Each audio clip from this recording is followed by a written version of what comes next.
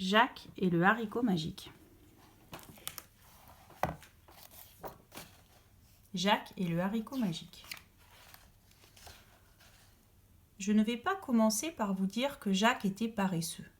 Quand il y avait une aventure en perspective, il ne l'était pas du tout, mais la plupart du temps, il ne faisait pas grand-chose. Jacques vivait avec sa mère et Daisy leur vache, dans une ferme délabrée à l'écart de la ville. Sa mère, elle aussi, se plaisait à ne pas faire grand-chose. Il n'avait pas beaucoup d'argent, mais ne s'en souciait guère. Mais un jour, il n'eut plus rien à manger, pas même une croûte de pain rassis, et il ne restait plus d'argent pour acheter quoi que ce soit. « Quel malheur, Jacques !» lui dit sa mère. « Il va falloir vendre notre pauvre vieille Daisy. Demain, tu te lèveras tôt et tu l'emmèneras au marché. Tâche d'en tirer un bon prix. » Jacques ne dit rien, et puis il avait très faim.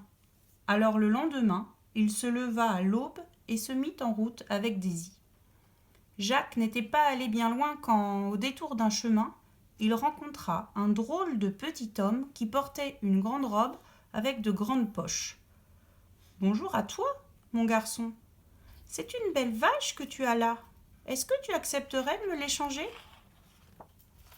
Jacques se rappela les recommandations de sa mère et il demanda « Que me donnerez-vous en échange ?»« Ceci, » répondit le drôle de petit homme. Et plongeant la main au fond d'une de ses poches, il en sortit 6 beaux haricots. « Quoi, ça ?» s'étonna Jacques. « Oui, » rétorqua le drôle de petit homme, « ceci. Ne crois pas que ce sont des haricots ordinaires. Oh non, ce sont des haricots magiques. Mais tu devras y faire attention. J'en ai perdu les instructions, alors je ne sais plus quels sont leurs pouvoirs. » Jacques aimait la magie par-dessus tout. Alors il lâcha Daisy, prit les haricots et rentra vite chez lui. À peine arrivé, Jacques jeta fièrement les haricots sur la table de la cuisine. « Qu'est-ce que c'est que ça ?» s'exclama sa mère. « Aïe !» se dit Jacques. Ce sont des haricots magiques, maman. Je les ai échangés contre Daisy. Au moins, nous avons quelque chose à manger. Enfin, dès qu'ils auront poussé. » La mère de Jacques était furieuse. Elle devint rouge de colère, se mit à crier, à taper du pied. Alors elle jeta les haricots par la fenêtre. Et ce soir-là, ils se couchèrent tous deux sans rien avoir mangé. Pendant ce temps, il se passait de drôles de choses au dehors. Les haricots s'enfonçaient dans le sol, leurs racines pénétraient profondément dans la terre et des pousses émergeaient à la surface. Elles faisaient craquer le sol et, s'en mêlant les unes aux autres, elles s'élevèrent haut dans le ciel et continuèrent à grandir et grandir jusqu'au pays des nuages. Après, une longue tige se pencha sur la maison et frappa à la fenêtre de la chambre. « Qui est là ?» demanda Jacques en bâillant. Jacques vit d'étranges ombres sur le carreau éclairé par la lune. Ne sachant pas si c'était un rêve ou la réalité, il s'approcha de la fenêtre et ouvrit les rideaux. Là se courbait et ondulait dans le clair de lune le plus grand haricot qu'il n'ait jamais vu. « Je me demande jusqu'où il monte, » pensa Jacques. Il n'y avait qu'une seule façon de le découvrir. Sans réfléchir plus longtemps, il enjamba le rebord de la fenêtre et se mit à grimper le long de la tige. Bientôt, sa maison ne fut qu'un point minuscule. Finalement, Jacques atteignit le pays des nuages. Alors il sauta sur le sol gris et mousseux. Au loin, il pouvait voir un immense château. Jacques s'en approcha et frappa à la porte. Il entendit le cliquetis des clés que l'on tournait, le roulement des verrous que l'on tirait et le crissement des chaînes que l'on détachait. Enfin, la lourde porte grinça et Jacques aperçut une vieille femme qui le scrutait à la lumière d'une bougie. « Tu ne peux pas entrer, » murmura-t-elle. « Il sera bientôt de retour. Va-t'en. »« S'il vous plaît, » supplia Jacques. « Je ne connais personne ici et je meurs de faim. Puis-je entrer un instant pour manger quelque chose ?» La vieille femme se laissa attendrir. « Très bien, tu peux entrer 1 minute, » dit-elle. « Mais il ne faut surtout pas qu'il t'aperçoive. » Qui ça ? Demanda Jacques alors qu'il traversait les couloirs poussiéreux du château en direction de la cuisine. Le long des murs étaient alignés d'énormes sacs qui tintaient quand Jacques les frôlait. « Le géant, bien sûr, » répondit la vieille femme. « S'il t'attrape, tu peux être sûr qu'il te mangera. Il a un affreux caractère et tu ferais mieux de l'éviter. Cache-toi vite parmi les sacs si tu l'entends arriver. » À peine eut-elle fini de parler que des bruits de pas lourds retentirent. Jacques eut juste le temps de se glisser derrière une pile de sacs avant que la porte ne s'ouvre violemment et que le géant n'apparaisse. « Ça sent la chair fraîche ici. Un enfant est venu dans cette pièce ? Où est-il ? Où te caches-tu ? Où le caches-tu ? Demanda le géant. Il renifla et regarda autour de lui d'un air soupçonneux. « Oh, ne sois pas idiot, dit la vieille femme. La seule chose que tu puisses sentir, c'est le ragoût que j'ai préparé. J'étais en train de le goûter. En veux-tu un peu ? » Bientôt, le géant eut englouti un énorme bol. Il rôta bruyamment, puis il demanda « Amène-moi mon noix. Je veux encore plus d'or. » La vieille femme se glissa hors de la pièce et revint bientôt, berçant un grand oiseau qui semblait bien triste. Pointant le nez hors de sa cachette, Jacques vit l'oie pondre des œufs, chacun en or pur.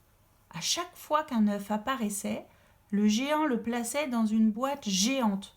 Puis il dit « Maintenant, apporte-moi ma harpe.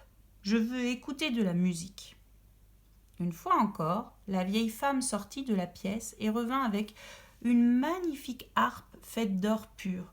Même les cordes étaient dorées. « Joue, harpe, joue !» s'écria le géant. Et comme par magie, les cordes se mirent à vibrer toutes seules et la pièce s'emplit de la plus belle, de la plus délicieuse des musiques. Bientôt, le géant s'assoupit et ses ronflements ébranlèrent les murs du château. Jacques sortit discrètement de sa cachette et traîna avec précaution un des gros sacs remplis de pièces d'or à travers la cuisine. Il était très lourd et le cliquetis des pièces résonnait, mais le géant n'ouvrit pas un œil. Le cœur battant, Jacques tira et tira le sac hors du château et atteignit le sommet du haricot. Le sac était devenu trop lourd pour lui, alors il l'abandonna et se laissa glisser le long de la tige. Quand il mit pied à terre, il trouva sa mère qui l'attendait en se grattant la tête d'un air effaré devant la tige monumentale. « Il me faut une corde !» s'écria Jacques. Il courut vers la cabane à outils et revint un instant plus tard avec une longue corde. Puis il remonta sur l'immense tige.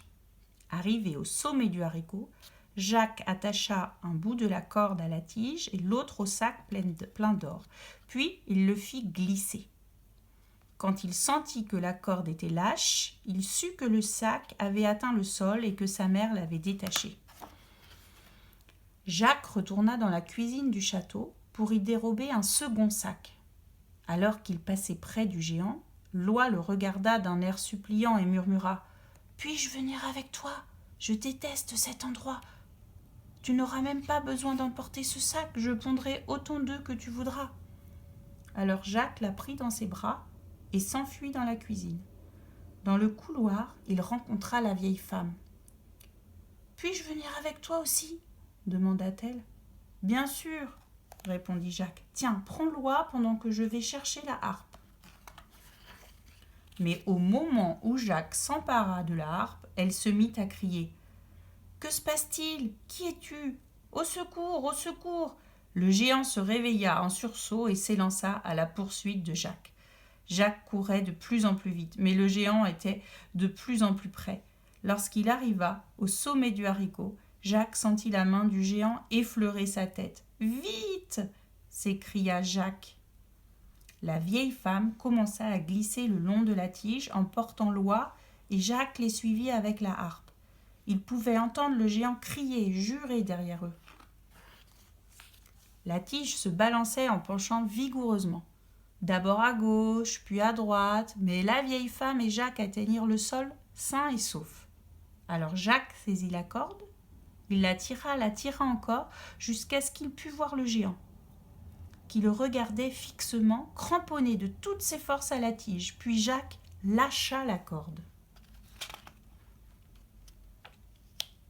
La tige expulsa le géant comme une énorme catapulte. Incapable de s'agripper plus longtemps, le géant s'envola. Il fut projeté loin dans l'espace et l'on n'entendit plus jamais parler de lui.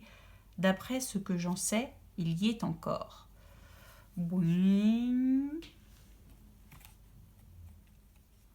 La vieille femme rentra à la ferme pour préparer le thé. La mère posa la harpe en or sur le buffet de la cuisine et Jacques fabriqua un abri pour l'oie magique. Il mit le sac d'or dans la cave, se servant chaque fois qu'il avait besoin d'acheter quelque chose. Lors de ma dernière visite, la harpe a joué la gigue et le quadrille écossais, et nous avons tous dansé joyeusement.